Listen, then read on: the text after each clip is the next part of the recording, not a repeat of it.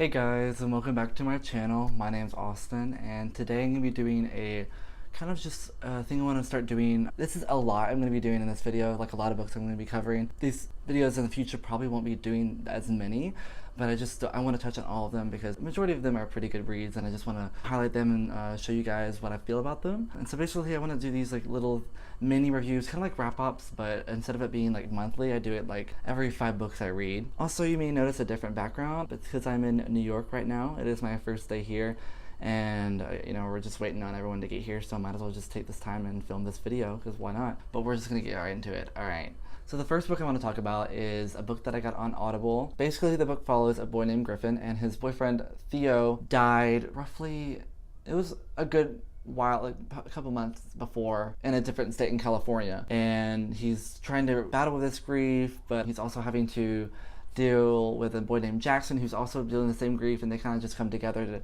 help each other heal with it, and it just basically follows them in that narrative. I liked it a lot. I liked it better than most of his books. Like, I didn't like More Happy Than Not, and I really didn't care for They Both Die at the End. I was like, eh. This one, like, I feel like I really wish it would have had a more of an emotional impact on me, but it really didn't.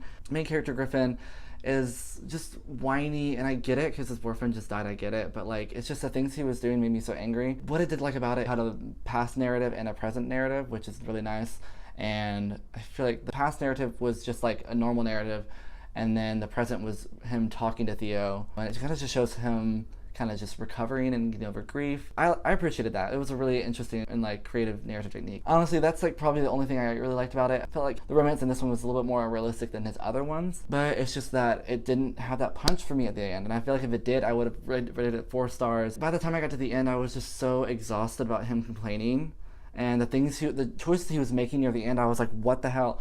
It was just, maybe it's more personal. Maybe I just don't like his writing. I don't know what it is. And it's not necessarily that they're bad books, because they all by means aren't bad books. But I think I just don't really care for them, and it's fine. Overall, I give this book 3 out of 5 stars. The next book I want to talk about is The Cruel Prince by Holly Black. I'm a little late on this one, but yeah, I mean, I did read it, so you really can't judge me now because it's read, and I'm gonna talk about it. So, this book was sent to me by Whitney from Witty Novels. Thank you, Whitney. I really appreciate it, and I actually am very thankful that you sent me this book because it was definitely an experience. I have never read anything that's fairy before. Like, I mean, I read her Spiderwick Chronicles, but that was like back in middle school. The highest fae thing that I've read is Throne of Glass, which is like not even really, and I mean, it's kind of fae, but like not as fae as this one is. Basically, it follows a girl named Jude Duart, I don't know how to say her last name, and at 7 years old, her father and mother were murdered by this man named Maddox, who takes them into his home and raises them as his own. Just whatever, and just kill their parents and raise them on your own, like whatever, like it's just some casual thing. Jude and her sister Taryn are twin sisters, but they're both mortal, while the other sister, I think her name was Vivian, I'm pretty sure it's Vivian, is half fae, half mortal. Jude is just trying to deal with all like the hardships that come with being immortal in fairy world, when all the fae hate mortals, and it's just, especially Prince Carden. Oh my god, I'm not gonna lie, in the very beginning of this book, I thought I was not gonna like it, because I was like, wow, I hate Carden. Everyone loves Carden, and I hate him. He's annoying. Not annoying, but just really mean and awful. And the whole fae thing was just like, I wasn't used to it, so I was like, what? I couldn't really grasp what a Selkie was until Michaela told me, and apparently it's a seal person. No idea, but that's a Selkie. Now I know. Good to know. What am I gonna do with that knowledge? I don't know, but now I can imagine what a Selkie looks like. I really liked it though. I think the angst and all the fairy politics in it are done really well. What I would have liked to see more with it was more description. I feel like it really lacked in that part, mainly in the action parts. She was very descriptive on like dialogue and like characteristics and facial expressions and all that kind of just imagery, but like when it comes to action, it was very quick, and like there was really not much fighting scene to begin with. It was very minimal description, so I really couldn't paint a picture in my head of what they were doing, which is kind of frustrating. And certain parts lacked with the descriptions. I don't feel like they should be longer than they were, but I feel like it could have been a little bit longer, so I have a better understanding of how everything looked, rather than just being like That's really the only issue I have with it. It was a really fun read, especially oh my god, the ending was amazing. So overall, I gave this book 4 out of 5 stars. The third book I want to talk about today is an ARC that I was actually approved for on NetGalley, and they sent this to me in exchange for an honest review, and I posted that review on their actual website. I don't really post anything on Goodreads because I'm just like iffy about that, and I posted on Twitter and Instagram too. So, but like whatever.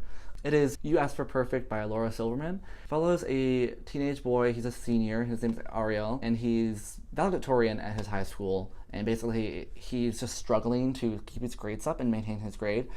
And as obviously when you get to your senior year, things are harder. And so it's trying to balance basically his friendship with Sook, has been his best friend for a while, and like all this coursework and just trying to balance basically his social life with his academics, and then also eventually his romantic encounter with a boy named Amir. And honestly, it was, I actually really liked it. Like, I've heard some mixed reviews on it. All I can really say, like, I mean, I really enjoyed how much it made me stress, and like it made me stress in a good way, because it made me actually feel what he was feeling. When you're in a higher level class like that, especially in AP classes and honors, like people take that thing seriously, and especially with like when you get low grades, like I don't know if this is what you guys do, but it happens to me all the time. Like if I get like a low A or like a B and like I'm a failure, it's just been ingrained in my mind. So seeing that kind of representation in this book was really, really nice. The only thing I had an issue with was the romance between Ariel and Amir. It just felt kind of dry.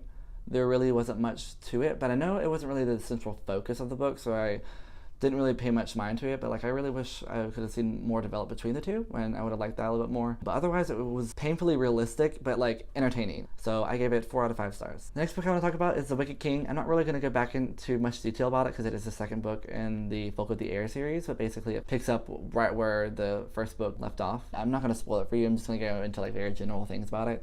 I like this one a lot more than I did the first one, mainly because it was higher stake politics and things just like I didn't know where it would go. Like I wasn't predicting anything and everything that was happening. I was like, and the only really issue I had with it again is like just lack of detail. Like there are just certain scenes that I feel like I'm talking about, like near the end. The thing that happened between Jude and that one person, and which resulted in the thing at the end. You know what I'm talking about. If you read it, I'm not gonna.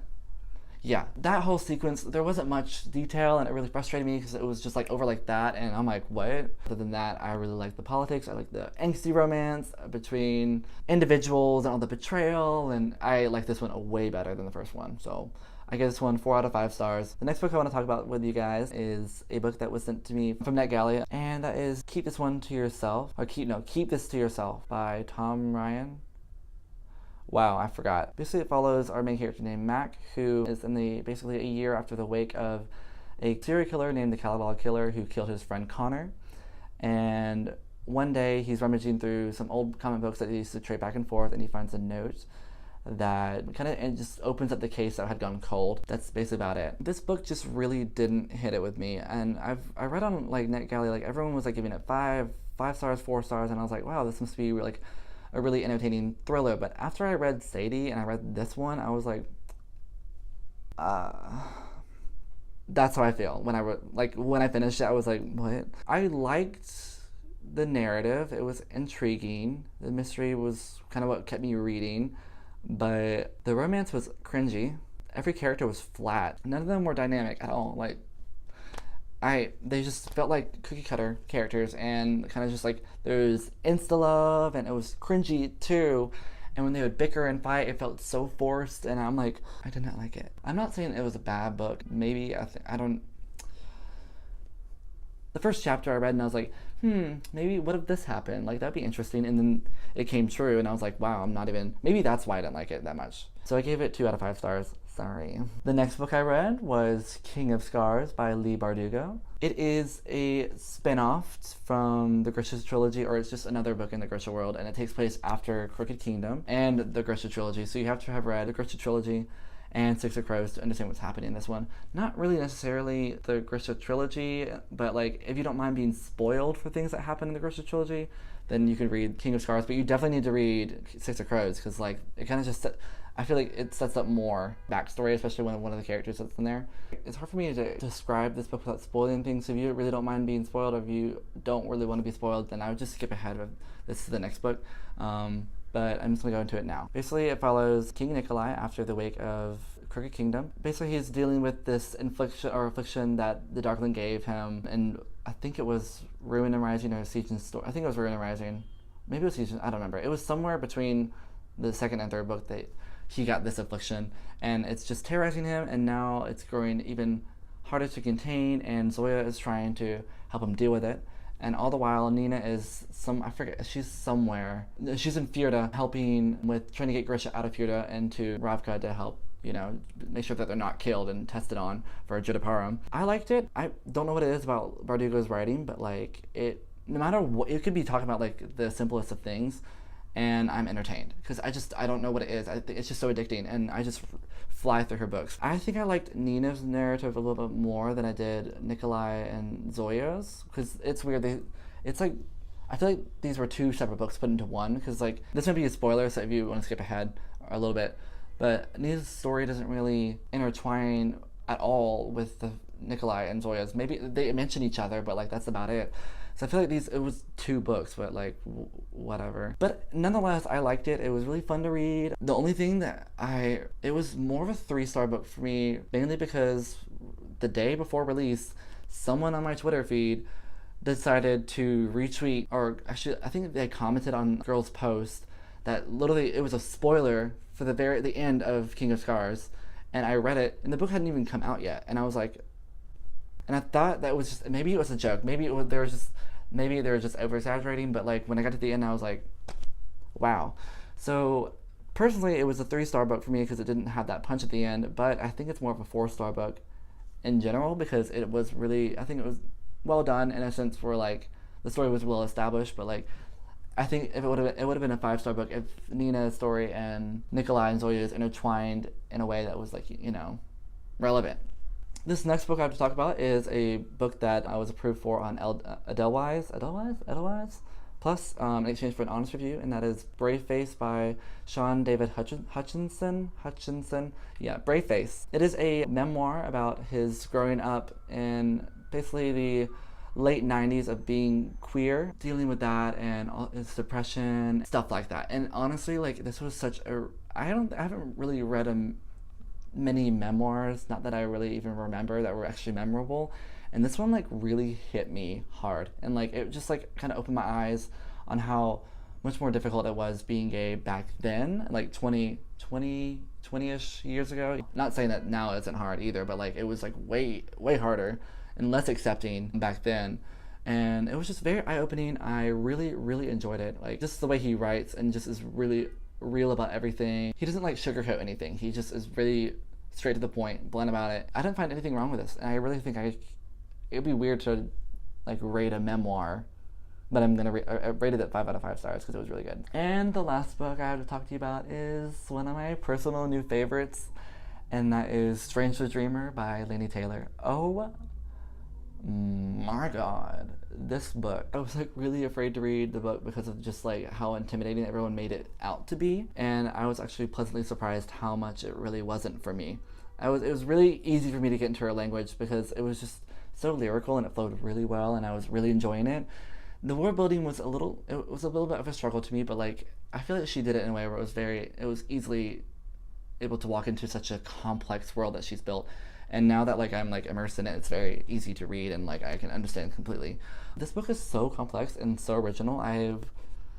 Don't know how she does it. Everything about this book is so good. Maybe I should describe like what it's about. Basically, to put it like very simplistically, because the plot is very complex. Follows a man named Laszlo Strange, who is an orphan from a previous war, and basically they give all the orphans about the last name Strange, because it's just like whatever, fuck them, right? Ever since he was a child, he's been obsessed with this mysterious town called Weep, but it wasn't really originally called that. It was called something else, but he can't really remember it because something happened to it, but he's just been infatuated by this town. And then one day, he is offered this opportunity to join the Tizarkane, I think that's how you pronounce it, Tizarkane, and journey back to Weep. And so he accepts the opportunity to go to Weep, and there he's just tasked with, I'm not going to spoil what the task was for, but the task that they're dealing with that's happening in Weep. In this midst, he encounters this girl named Sarai in his dreams, and things just go from there. That's really all I can say without spoiling much of it. But yeah, This book is so, like, I love it. It has a place in my heart now. Like, it's so good, and I'm like about halfway done with the second book, Muse of Nightmares. I think this one's my favorite cover out of the two of them. I do like the UK versions of them too, but I don't think I can really convince myself to buy two more of the same books I already have just for the sake of aesthetics. I could. It depends on how I feel about after this book. We shall see how destructive I want to be with my money. So yeah, that's basically about it. You're all caught up with me right now. I'm almost done with this book, so that'll be the first one on my next video, and then whatever ensues there. I'm also reading Again But Better by Christine Riccio. But thank you guys for watching. I hope you guys had a great day, and I will see you guys next time. Bye!